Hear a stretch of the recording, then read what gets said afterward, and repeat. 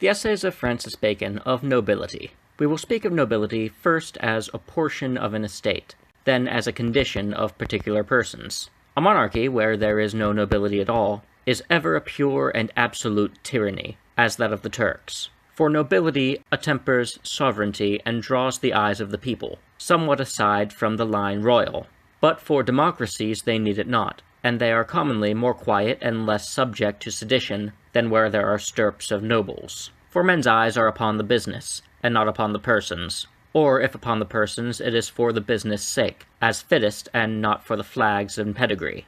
We see the Switzers last well, notwithstanding their diversity of religion and of cantons, for utility is their bond and not respects. The united provinces of the Low Countries in their government excel, for where there is an equality, the constellations are more indifferent and the payments and tributes more cheerful.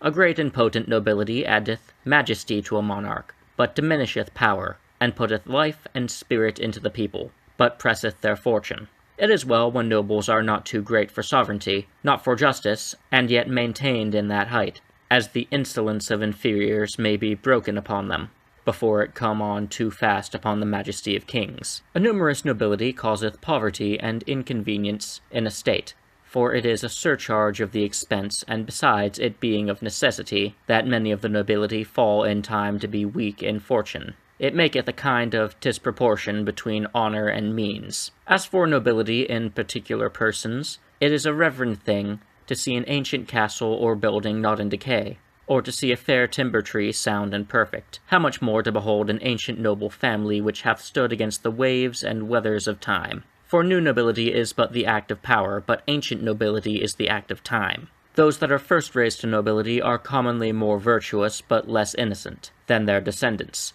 For there is rarely any rising, but by a commixture of good and evil arts. But it is reason the memory of their virtues remain to their posterity, and their faults die with themselves. Nobility of birth commonly abateth industry, and he that is not industrious envieth him that is. Besides, noble persons cannot go much higher, and he that standeth at a stay when others rise can hardly avoid motions of envy. On the other side, nobility extinguisheth the passive envy from others towards them, because they are in possession of honour. Certainly, kings that have able men of their nobility shall find ease in employing them, and a better slide into their business. For people naturally bend to them, as born in some sort to command,